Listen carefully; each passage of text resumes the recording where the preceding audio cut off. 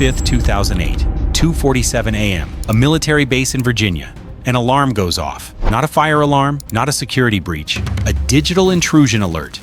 Someone is inside the Pentagon's classified network, right now, in real time, downloading files, accessing restricted systems, moving through firewalls like they don't exist.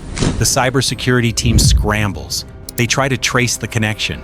It bounces through servers in Germany, then Brazil, then South Korea, then back to the United States, and then it vanishes completely. For 43 minutes, someone had unrestricted access to one of the most secure military networks on Earth. And when they finally disconnected, they left behind a single text file on the main server. It contained one sentence: "Your security is an illusion." The Pentagon launched the largest digital manhunt in U.S. military history. The FBI, the NSA, U.S. Cyber Command, every intelligence agency with a computer forensics team. They had one objective: find whoever did this and make sure it never happens again. And within 2 weeks, they had their answer.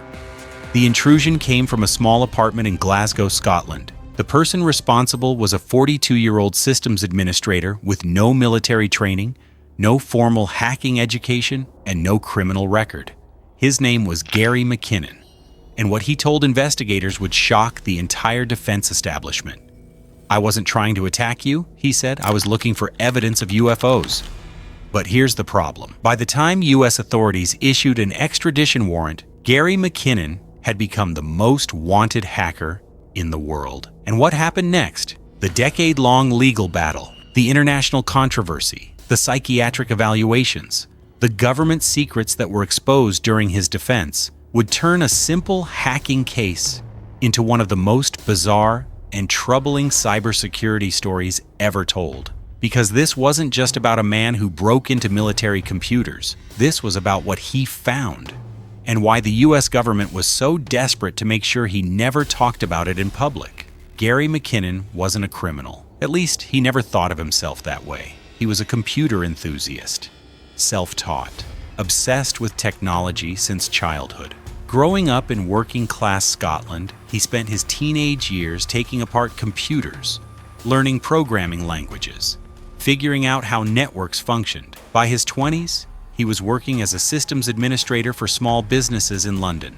Decent job, decent pay, quiet life. But Gary had another obsession: UFOs, extraterrestrial life, government cover-ups. He wasn't alone. Thousands of people around the world believed that the U.S. government was hiding evidence of alien contact, classified documents, crashed spacecraft, reverse-engineered technology. And Gary McKinnon decided he was going to find proof. He started small: public databases, declassified documents, Freedom of Information Act requests. But everything led to dead ends, redacted files, classified sections, information that was unavailable for national security reasons. And that's when Gary made a decision that would change his life forever. If the government wouldn't release the information, he'd find it himself. He'd hack into their systems, not to steal weapons data, not to sabotage operations, just to search for files related to UFOs, free energy technology, and suppressed scientific research.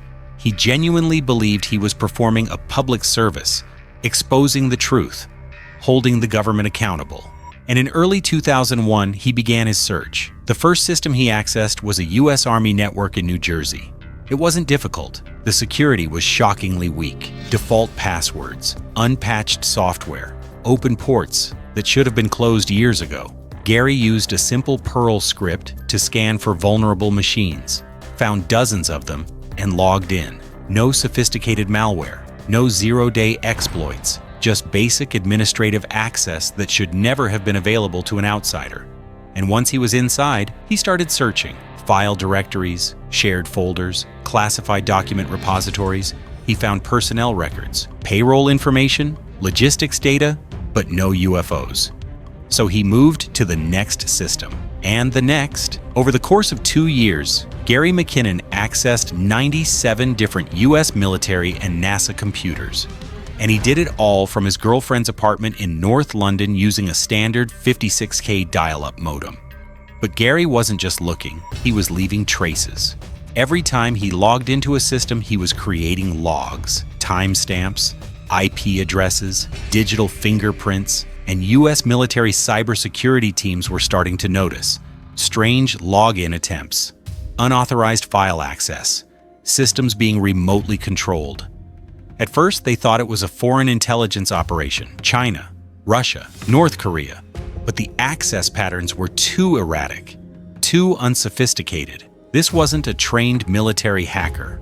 This was someone stumbling through networks with basic tools and amateur techniques, which made it even more disturbing. Because if someone this unskilled could get inside their systems, what could a professional adversary do? The investigation escalated, and in 2002, the FBI finally traced the intrusions back to Gary McKinnon. What happened next shocked everyone involved. When confronted, Gary didn't deny anything. He admitted everything. Yes, he'd accessed U.S. military systems. Yes, he'd been inside Pentagon networks. Yes, he'd downloaded files. But he insisted he wasn't a spy, wasn't a terrorist, wasn't working for any foreign government. He was just looking for UFO evidence. The FBI didn't believe him. They thought it was a cover story, a deflection. But as they dug deeper into his activity, they realized something disturbing. He was telling the truth. Gary McKinnon really had broken into some of the most secure military networks on Earth because he wanted to find proof of aliens. And that created a massive problem, because if his story went public, it would expose just how vulnerable U.S. military infrastructure really was. The U.S. government filed an extradition request with the United Kingdom. They wanted Gary McKinnon on American soil to face trial. The charges were severe: conspiracy, unauthorized access to government computers, causing over $700,000 in damages to military systems. If convicted, he faced up to 70 years in federal prison. The case should have been straightforward.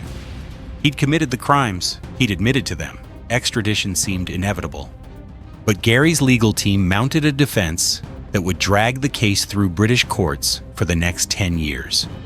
They argued that Gary had Asperger's syndrome, a condition on the autism spectrum, and that extraditing him to the United States would be a violation of his human rights, that he was vulnerable, that he would not receive fair treatment, that the conditions in U.S. federal prisons would be psychologically devastating.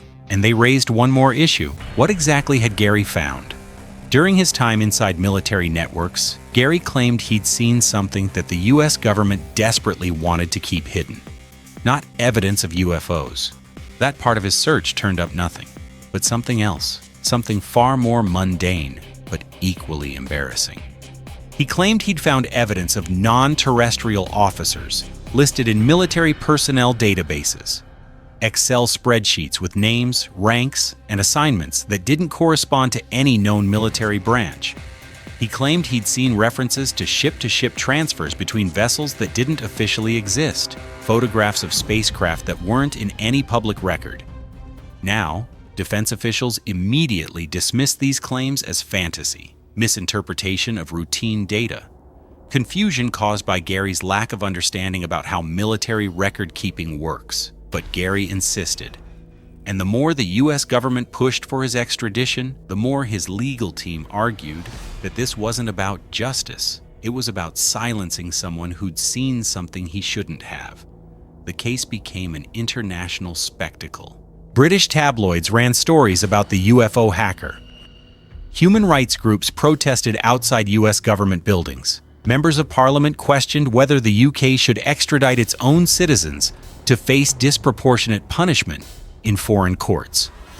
Gary's mother launched a public campaign. Medical experts testified about his psychological fragility. And through it all, the U.S. government insisted this wasn't about UFOs or conspiracies. This was about a man who'd committed serious cybercrimes and needed to face consequences.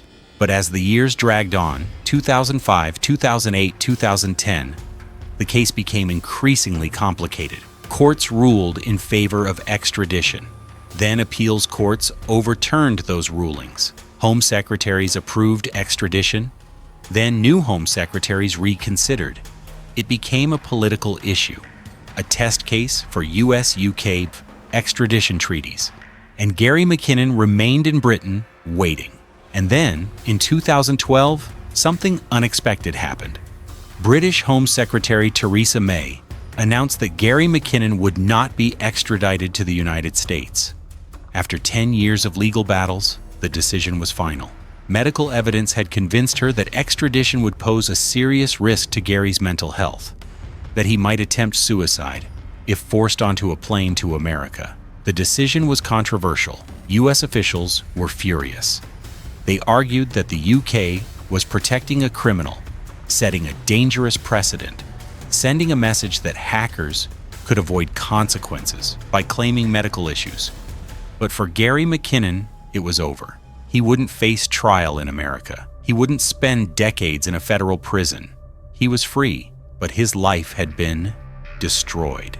He couldn't work in technology. He couldn't travel. He'd spent a decade under the threat of extradition, and he would never know if what he'd seen inside those military systems was real or just a digital mirage created by his own obsession. So what actually happened? What did Gary McKinnon really find inside those networks? The truth is, we'll probably never know.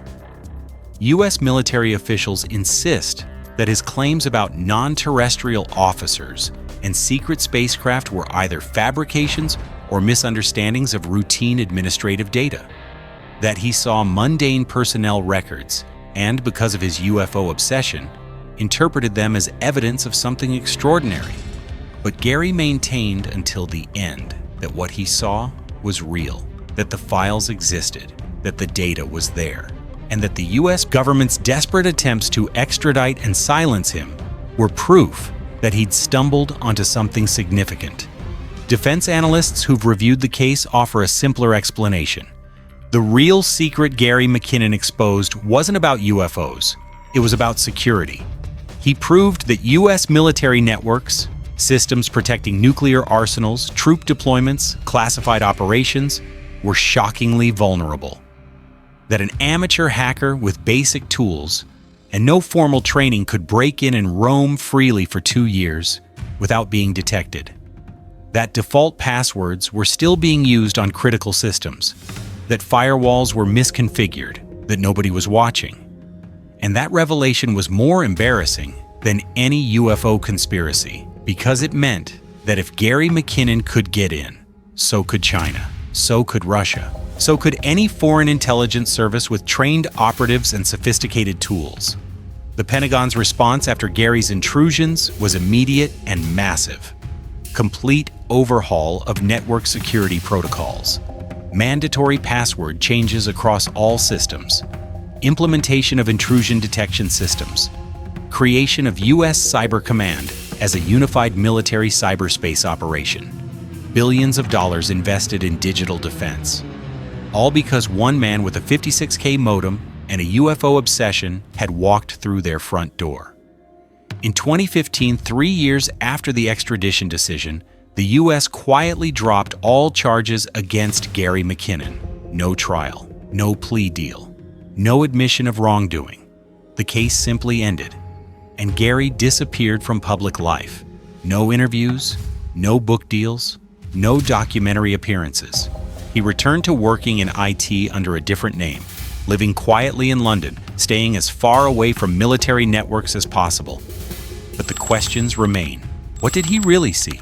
Were those non-terrestrial officers just clerical errors? Were the spacecraft images just mice-identified experimental aircraft? Or was there something in those files that the US government genuinely didn't want exposed? We'll never have answers, because the systems Gary accessed have long since been upgraded. The files he saw, if they existed, have been moved, encrypted, or deleted. And the man who could have provided testimony is legally barred from ever discussing the technical details of what he found. All that's left is the story of a man who cracked a military system, found something he believed was world-changing, and then spent a decade fighting to avoid spending the rest of his life in prison. And whether you believe his UFO claims or not, one thing is undeniable. Gary McKinnon exposed the truth about something far more terrestrial and far more disturbing, that the most powerful military on Earth was protected by security so weak that one obsessed amateur could break through it, and that sometimes the biggest secrets aren't hidden in classified files. They're hidden in plain sight, behind password fields that say admin and password 123. Gary McKinnon spent 10 years fighting extradition. Then suddenly, the US government dropped all charges and let him disappear. No trial, no testimony, no public disclosure of what he found. That doesn't happen by accident. So what do you think he really saw? UFO evidence? Secret space programs? Or just the truth that military security was a joke? Drop your theory in the comments. And if you want more cases like this, hackers who found classified secrets, whistleblowers who paid the price, intelligence operations that were never meant to go public, subscribe now and like for next videos.